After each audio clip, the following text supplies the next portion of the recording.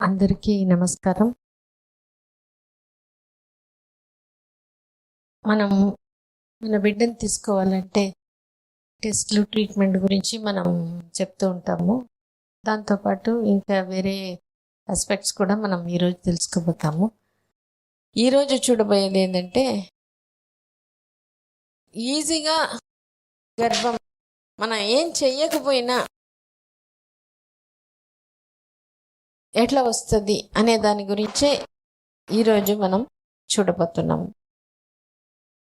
అందుకనే దీన్ని బాగా గమనించండి, గుర్తుపెట్టుకోండి, మళ్ళీ మళ్ళీ గుర్తుపెట్టుకోండి ఈ పాయింట్.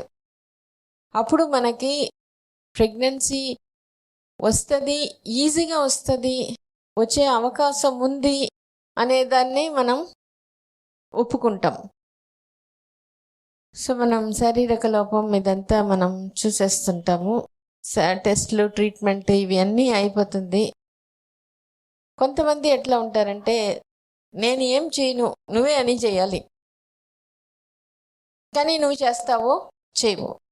అది ఉన్నప్పుడు అటువంటి వాళ్ళకి మనం చెప్పలేము, చెప్పినా కూడా అది తీసుకోవు. ఎందుకంటే నెగటివ్ బిలీఫ్ లోపల ఉంటుంది. ఇది ఒకటి చెప్పేసి, అందుకనే నెగటివ్ బిలీఫ్ అంటే అపనమ్మకం, నాకు ఇది కష్టం, నాకు ఇది రాదు అనేది చాలా గట్టిగా ఉన్నప్పుడు మనం ఎంత పాజిటివిటీ ఇక్కడ పెట్టినా కూడా, ఎంత బాగుంది శారీరక లోపం సరి చేసినా కూడా అది పని చేయదు. దానికే నేను చెప్తాను ట్యూబ్ లైట్లో స్విచ్ ఆఫ్ చేసేసినట్టు అని. అట్లా ఆ గోల్ ఓరియంటెడ్గా మనం ఎప్పుడు ఉంటామో అది పని చెయ్యలేకపోతుంది. ఈ ఒక పాయింటే మనం మళ్ళీ మళ్ళీ ఈ పాయింట్ తెలుసుకోవడం కాదు, మళ్ళీ మళ్ళీ గుర్తు తెచ్చుకోవాలి. అప్పుడే మనకి ఇది అలవాటు అవుతుంది. అది మీరు రాసి పెట్టుకోండి, లేదంటే ఎవరికైనా చెప్పుకోండి. నాకు యూట్రస్, ట్యూబ్స్, ఓవరీస్ అన్నీ బాగుంది, నేను వదిలిపెడతాను, అది పని చేయగలుగుతుంది, దాన్ని పని చేయడానికి నేను వదిలిపెడతాను. ఇటువంటి ఆలోచన రాసుకొని, చెప్పుకొని, చదువుకొని పరిచయం చేసుకోండి. అప్పుడే మనకి ఎవరైనా అడిగినప్పుడు కానీ ఇంకొకప్పుడు కానీ మనం అంతగా ఆ బాధపడే ట్రాప్లో మనం పడిపోము. ఈమె పెళ్ళై 13 ఏళ్ళు ఎగ్గే డెవలప్ అవ్వదు, కానీ ఆమెకి బాధ కూడా ఉండదు. నాకు డెవలప్ వాళ్ళ భర్తకి బాధ, నాకు బాధ, ఏమి ట్యాబ్లెట్ పెడుతున్నాం, ఇంజెక్షన్ పెడతాం, ఎగ్ డెవలప్, అది అన్నీ బాగానే అనిపిస్తుంది. సరే నేను చూసి కాలేదు, ఇంకా నువ్వు ఎక్కడైనా టెస్ట్ బేబీకి అయినా పోండి అని చెప్పేస్తున్నా. వాళ్ళు ఒక జనవరిలో తిరుమలకి పోయారు, పూజ చేసుకున్నారు. ఏప్రిల్లో చెన్నైలో ఒక ఫర్టిలిటీ సెంటర్కి పోతే వాళ్ళు పీరియడ్స్ వచ్చిన తర్వాత రండి అనేసారు. ఆమెకి ఎప్పుడు 2 to 3 months పీరియడ్స్, జనవరిలో వచ్చింది అంతే. వాళ్ళు సరే మళ్ళీ పోతాంలే అని మేలో అరకు వ్యాలీకి వెళ్ళారు. మే ఆఖరిలో చూస్తే కాళ్ళు కొంచెం వాపుగా ఉంది, పీరియడ్స్ అయిపోయింది. బట్ మనం ఏం ట్రీట్మెంట్ కూడా లేదు కదా, అదే లేట్ అయిపోయింది. బాగా గమనించు, ఎగ్జామ్ రాసినప్పుడే మనం రిజల్ట్కి ఎదురు చూస్తున్నాం, ఎగ్జామ్ రాయకపోతే రిజల్ట్కే ఎదురు చూడటంలా. ట్రీట్మెంట్కి పోయినప్పుడే నాకు ప్రెగ్నెన్సీ, ట్రీట్మెంట్లో పీరియడ్స్ ఇర్రెగ్యులర్ అయినా నాకు దాని గురించి ఆలోచన లేదు, పోతాం నిదానంగా పోతే. అప్పుడు ఆమె చెప్పేసింది 5 months ప్రెగ్నెన్సీ మా నువ్వు ఇప్పుడు వరకు ఎందుకు చూపించుకోలేదు. అవి ఒప్పుకోలేకపోయింది. నాకు ఎగ్గే రాదు, నాకు ప్రెగ్నెన్సీ కష్టం అంటే ఎప్పుడు దాని గురించి వదిలిపెట్టేసేసి వేరే ఆలోచనలో పూర్తిగా ఉందో దీని పని ఇది చేసుకొని పోయింది. ఎప్పుడు ఆమె ప్రెగ్నెన్సీ అంటే నమ్మలేకపోయింది. అందుకని ఏంది ఈ బిలీఫ్, సపోర్టింగ్ బిలీఫ్ లేకపోతే స్ట్రెస్ హార్మోన్ రిలీజ్ అయ్యి అబార్షన్ అయిపోయింది. అప్పుడు చెప్పింది అబార్షన్ అయిపోయింది అని చెప్పి, ఇప్పుడు నువ్వు ఒప్పుకుంటావు నీకు ప్రెగ్నెన్సీ వచ్చే కెపాసిటీ ఉందని 3 months గ్యాప్ ఇచ్చిరా, ట్రీట్మెంట్ ఇస్తామన్నాను. 3 monthsలో ప్రెగ్నెన్సీతోనే వచ్చేసింది. ఫస్ట్ ఒక బాబు, తర్వాత 10 monthsకే ట్విన్స్. అంటే మనం ఒక్క నెల ఒక సంవత్సరంలో వస్తే వచ్చినట్టు, లేకపోతే నాకు రాదు. 30 years అయితే రాదు. ఇదంతా పక్కన వాళ్ళు చెప్పి చెప్పి చెప్పి మనకు అదే ఎక్కించుకొని అదే కరెక్ట్ అని పట్టుకుంటున్నాం. కత్తిని పట్టుకున్నట్టు వదిలిపెట్టని అంటున్నాం. వదిలిపెట్టినప్పుడు దీని పని ఇది చేసుకుంటుంది. ఇంకొక ఆమెకి ఎండోమెట్రియాటిక్ సిస్ట్ ఒకవైపు తీసేశారు, ఒకవైపు ఉంది, అది కూడా ట్యూబ్ అంతా అతుక్కొని ఉంది, టెస్ట్ ట్యూబ్ బేబీకి అని చెప్పేశారు. ఆమె వచ్చినప్పుడు నేను కూడా రిపోర్ట్ చూసి, సరే ఇంకా అది సర్జరీ చేసే వాళ్ళే చెప్తున్నారు కాబట్టి అదే బెటర్ ఏమో అమ్మా, అట్లానే చెయ్యి అన్నాను. డయట్ ఎక్సర్సైజ్ తెలుసుకునింది, నేను ఇది అంతవరకు ఇదైనా చెయ్యి అన్నాను. 6 monthsలో ప్రెగ్నెన్సీతో వచ్చింది. ఆమె అనేది నేను 1 year టైం కావాలి నాకు, నేను ప్రిపేర్ అవ్వాలి. 6 monthsలో ప్రెగ్నెన్సీతో వచ్చేసింది. ఏమంటే దీని గురించి ఆలోచననే లేదు. అంటే మనం ఈ ప్రాబ్లం ఉంది, అందువల్ల ఇది కష్టం. మనం వదిలిపెట్టినప్పుడు అది పని అది తీసుకొని చేయించగలుగుతారు. దానికి నోరు లేదు, దానికి అడ్వర్టైజ్మెంట్ లేదు, సైలెంట్గా పని చేస్తుంది.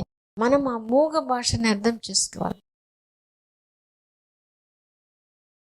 సో 7 analysis అంతే, కణాలు తక్కువ ఉంటాయి. కణాలు తక్కువ ఉంటే ఇది కష్టం. ఆ రిపోర్ట్ చూడంగానే మనకు అంత టెన్షన్ అయిపోతున్నాం, అంత నిరుత్సాహం అయిపోతున్నాం. కానీ అది సంతోషంగా ఉన్నప్పుడు, దాని గురించి ఆలోచన కూడా లేకుండా ఉన్నప్పుడు వచ్చేస్తుంది. ఆయనకి 4 yearsగా ట్రీట్మెంట్ బయట తీసుకుంటున్నారు. 4 million 5% మొటిలిటీ, ఇంతే ఆయనది. ఎప్పుడు చూసినా అంతే. వారికోసిల్ రిపేర్ కూడా అయిపోయింది. అవి వచ్చిన 2 monthsలో వాళ్ళ భార్యని, 2 months కనుక 1 monthలోనే వాళ్ళ భార్యని ఇట్లా మోసుకొని తీసుకొచ్చారు. ఏమంటే వాళ్ళ అన్న చనిపోయాడు. ఆమె చాలా యాక్సిడెంట్లో ఆమె చాలా డిప్రెస్ అయిపోయింది. సరైన మానసిక డాక్టర్ దగ్గర పంపించాం. అప్పుడు నేను అనుకున్నాను, ఈమెకి ఆయనకే కౌంట్ తక్కువ, ఈమె ఇట్లా ఉంటుంది, ఈమెకి ఇంకేం టైం వస్తుందో రాదో, ఇంకే ఎంత టైం అవుతుందో.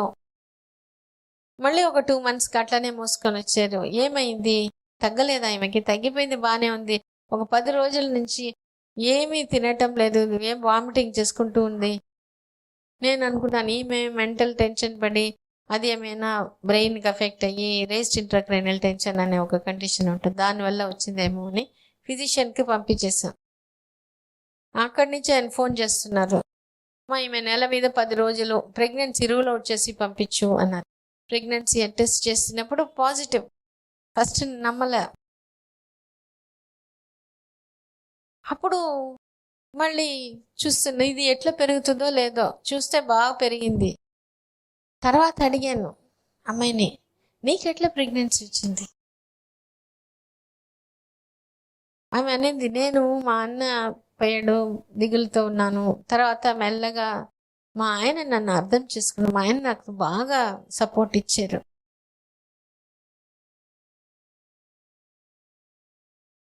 ఒక్కసారి కాంటాక్ట్ ఉన్నాము. ప్రెగ్నెన్సీ గురించిన ఆలోచననే లేదు. మనం ప్రెగ్నెన్సీ అనేదే రిజల్ట్ అనుకుంటున్నాం. రిజల్ట్ కోసం నేను ప్రయత్నం చేయాలి అని చేసినప్పుడు అది ఎగ్జామ్ అయిపోతుంది. రిజల్ట్ ఏం పడలే నాకు, నేను హ్యాపీగా ఉంటే చాలు అని భార్యాభర్తలు సంతోషంగా ఉండి మళ్ళీ దాని గురించి ఎదురు చూడకుండా ఉంటే ఇది పని ఇది చేసుకొని పోయింది.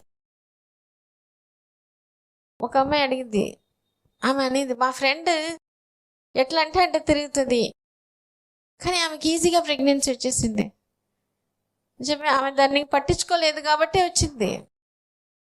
హ్యాపీగా ఉండేది, దీని గురించి ఆలోచించలే, ప్రెగ్నెన్సీ వచ్చేసింది. నేను ఎంతో కష్టపడి ట్రీట్మెంట్ తీసుకుంటే రాలేదు.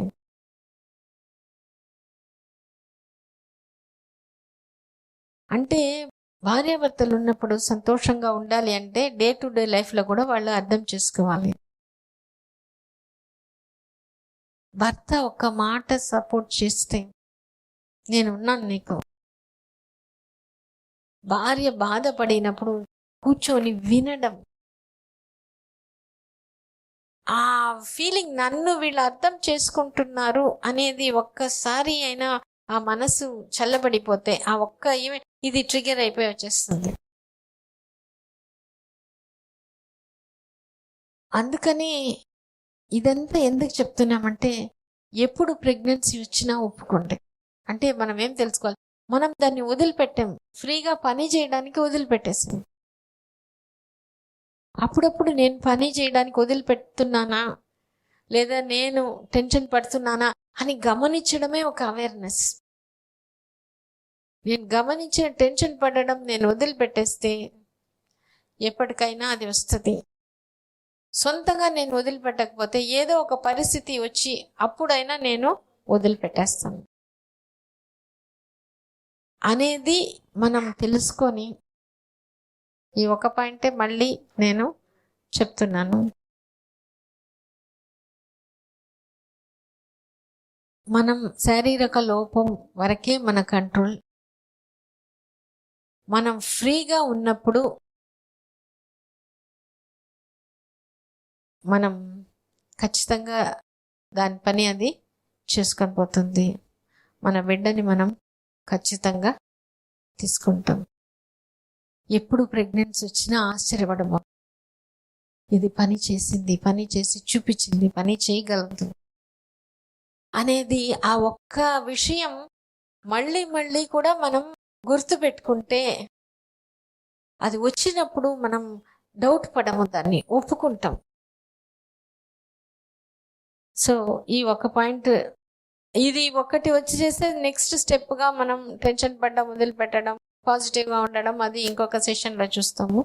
కానీ ఇప్పుడు ఈరోజు మాత్రం మనం టెన్షన్ పడడం పూర్తిగా వదిలిపెట్టినప్పుడు దాని పని అది ఈజీగా చేయగలుగుతుంది అనే ఒక మాట మాత్రం గుర్తుపెట్టుకుంటాము.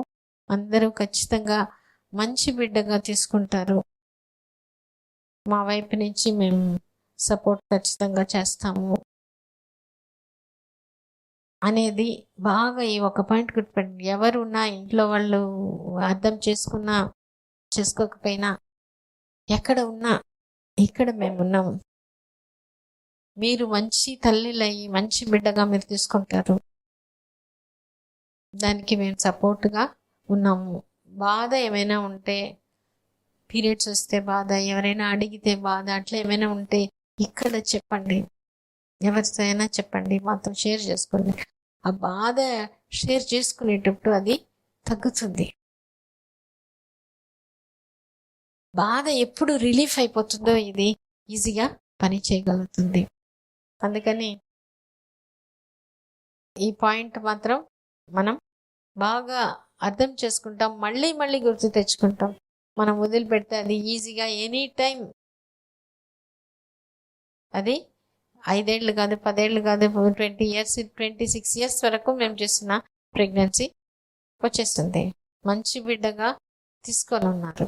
వీడియోస్ చూసేటప్పుడు కూడా మనం అదే గుర్తుపెట్టుకోండి. ఎవరు మాట్లాడినప్పుడు మీకు బాగా అనిపిస్తుందో దాన్నే రిపీటెడ్గా చెప్పండి, వినండి. యోగ నిద్ర బాగా చేసుకోండి. ఇవన్నీ చేసుకునే కొద్దీ మైండ్ ప్రశాంతంగా ఉండేటప్పుడు ఇటువంటి పాయింట్స్ ఈజీగా పోయి దిగుతుంది. మనం పాజిటివ్ అయిపోగలుగుతాం, మంచి బిడ్డని ఖచ్చితంగా తీసుకోగలుగుతాం.